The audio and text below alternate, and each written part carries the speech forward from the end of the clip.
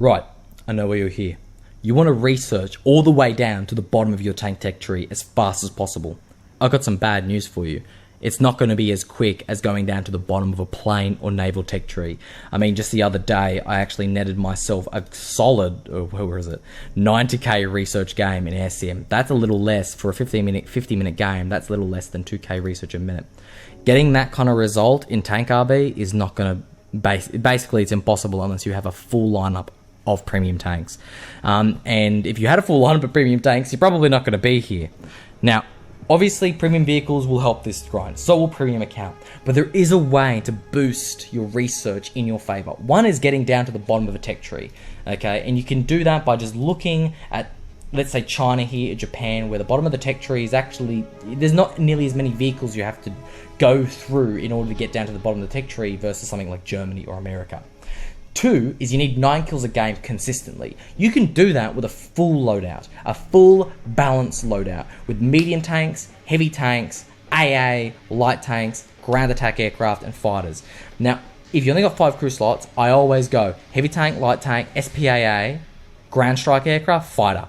Those 5 things will get you 9 kills a game consistently, especially if you get backups, which you can get backups very easily through the Warbond store or through the little loot crates that they give you every now and then. You can actually get heaps and heaps of Silver Lions a game, like 200 to 300k Silver Lions a game, using anti-mech orders. I can show you guys that strategy another day, but today I'm going to show you how to get a lot of research. Now, I don't have any premium tanks in this lineup, just to prove a point. I've actually got... What I usually like to do as well is to have a lower tier tank destroyer in my lineup as well. A lower tier tank destroyer still has enough firepower, but generally is cheaper. So if you're having a really bad game, the anti-air or the low tier tank destroyer can usually pull you through. The ground strike aircraft and the fighter is a different story because they don't get you that much research. Okay, you might only get like 2k research for planes while playing them in Tank RB. But the reason you are playing them is to get those kills reliably. Let's say you have 6 kills, okay, and they only have like 2 minutes left in the game. You can push your kills up to 9 kills in a couple minutes with a plane with a good ground strike load, with a good ground attack load. What you also want to keep in mind is that you can get a fuck ton of spawn points with planes as well. They cost a lot, but if you use a light tank at the beginning of the game, which is what I usually do, right? There's a reason for that. But I usually spawn a light tank at the start of the game. One, because there's a lot more enemies and a lot more friendlies, meaning you can get a lot more scouting assists at the start of the game. Secondly, you can actually spawn in your heavy tanks later on in the game to capitalize on the fact that their armor means more because other tanks are spawning in worse tanks. People are spawning in worse vehicles because they usually spawn in their best vehicle first. So spawning in your better tank later will actually net you better results usually. You're bringing your armor, making your armor worth more. Now, what's another thing was huge. This is one of the most important things about Tank RB. And honestly, it's so hard to get the grasp on, and that is flanking, okay? Flanking doesn't simply just mean going to the corner of the maps. Flanking means finding where enemies usually don't go and aren't looking and pushing there, even if that's in the middle of an open field. If they're not looking there, you can shoot the sides of people, okay? And that, if you can get 1 to 3 kills at the start of the game, maybe a couple scouting assists so you can spawn to a plane, okay? You can give yourself enough spawn points from that plane to keep spawning in for the rest of the match, basically. And that's how you can get solid 9 kill games consistently. At top, I would suggest staying away from top tier. Top tier is unfortunate because a lot of people leave after dying once. And that gives you this... It just makes it hard to get those kills that you need because they are just leaving.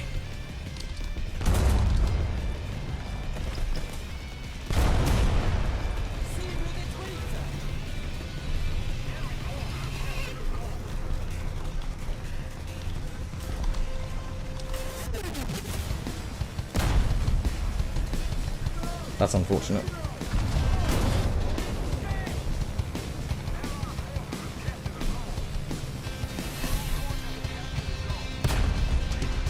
Oh, that's really unfortunate.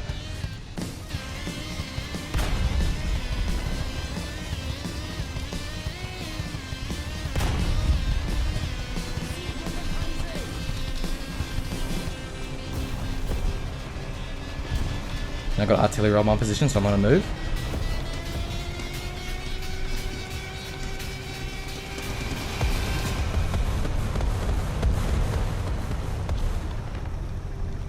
I'm putting a lot of shit in between me and this dude, so he struggles to see me. Now my friend's shot at him. He's going to get his reaction, I can assume. And then I can come in and steal the kill. Now this guy already shot, so getting his loader means he's going to have to reload. I know he's already got a long reload, so I probably will be able to push him before he loads. I might go for his ammo. I don't know if he actually managed shooting me there. I think he did. Very lucky he didn't die then.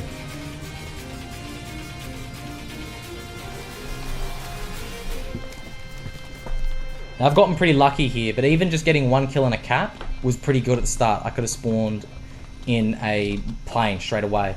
Obviously, it depends on the BR, on what kind of planes you want to use. But, ooh, we got a Sheridan here.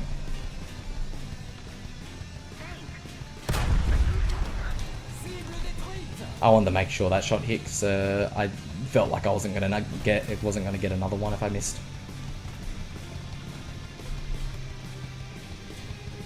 I do know where their spawn is, so I'm capitalizing that. I'm looking at it in that general direction. I know people often look down on spawn camping, but to be honest, dude, they're going to do it to you.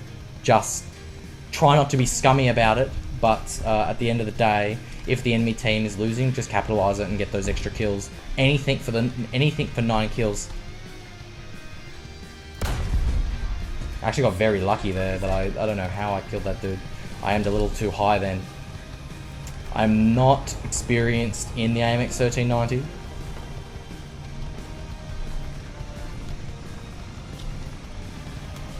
As you can see, I've barely got the modifications for a lot of these tanks. In fact, I don't really have the modifications for any of them.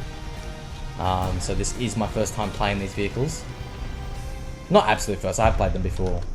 But you get the idea. You want to be using something constantly that you still have to research mods for. Also making sure that if you're using APDS or HeatFS, try and aim for ammo. Ammo will often one-shot if you end up hitting it. I've actually got the nuke, which is kind of funny. That was a nice shot on his part. Funnily enough, the nuke actually isn't that good for research. You might be, if you've got, usually you don't get less than 9 kills while getting a nuke. But if you do have less than 9 kills with a nuke, you definitely want to not drop the nuke actually. Obviously winning gives you a big bonus as well, and obviously spawning, if you have a full lineup and you're spawning a lot and you're taking caps, you're killing people, you're probably going to have a higher win ratio as well. And winning games gets you a lot of fucking research. Who would have guessed? So winning games, getting 9 kills a game consistently and having a lot of active battle time will increase your research even without premium vehicles. Even without premium vehicles. If you're doing this with premium vehicles, you will research very quickly. I mean, I've seen 20,000 plus K games for games that only last like 12-15 minutes. It's possible, and you can definitely force your research, inflate your research with premium vehicles. But even without premium vehicles, it's doable. And another bright side of using vehicles that aren't spaded is it gives you something to work towards. It gives you reachable goals, smaller reachable goals, like I want to get the engine upgrade, you know, and that helps. I mean, that really does help with the grind. It makes the grind feel less grindy. That's well and truly how it is. Now I want to bomb this dude in the middle of the open here, but I'm going to get this one over here instead because he is bombing my teammate. Very nice bomb. There is an anti-air up, and I actually just got my 9 kills, and you can see this game was, you know, that's really funny. This is a really good example. I had 8 kills, okay, and that was probably going to be a 5k game. I'm probably going to get 8k research now in this game because I got that 9th kill. And if I spawned into a tank, I might not have got that 9th kill. I might not have gotten to the battlefield in time. But with a plane, you can.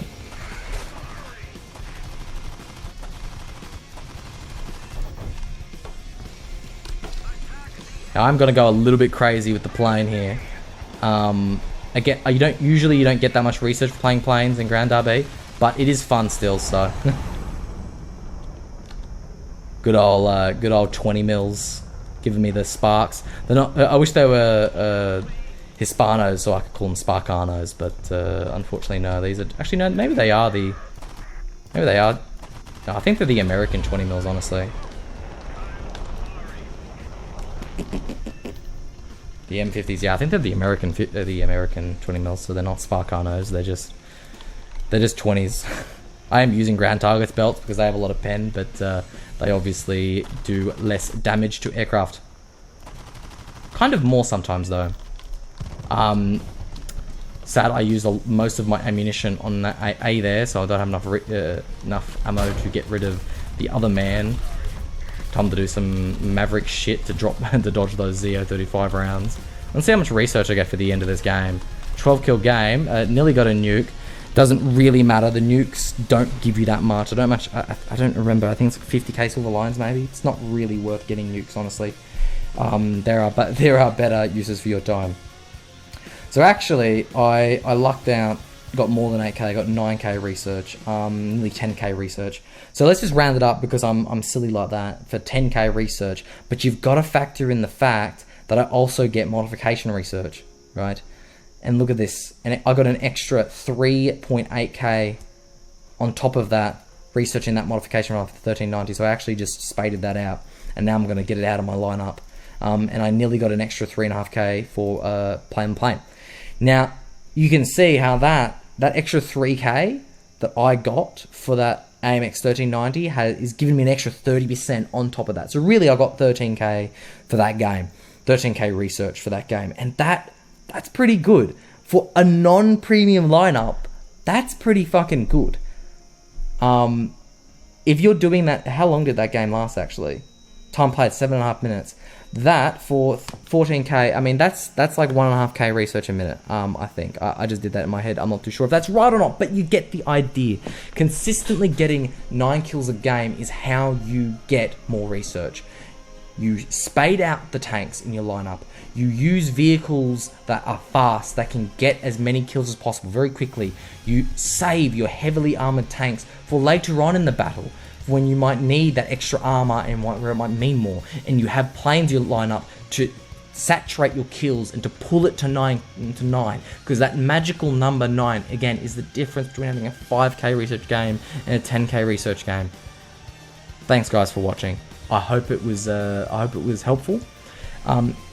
I can go more in depth about the flanking and the specific places where you should be aiming to go when playing Tank RB. If you guys want, let me know if you want a tip on that. But you will learn how to play the game like that the more you play, right? But if you do just kind of want a crash course, let me know in the comments down below.